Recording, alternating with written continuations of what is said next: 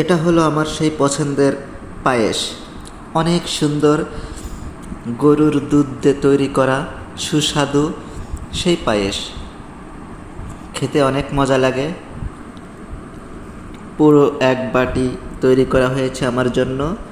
এখন খেতে হবে বিসমিল্লাহির রহমানির রহিম সেই সুস্বাদু মজাদার পায়েস।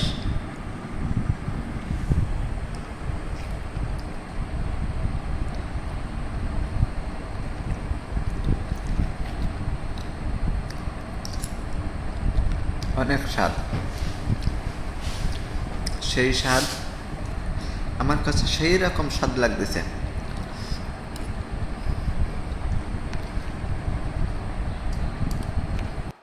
পুরো এক বাটি সবার করে দিচ্ছে।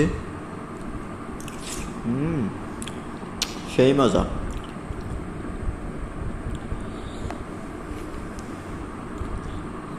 দুধের পায়েস,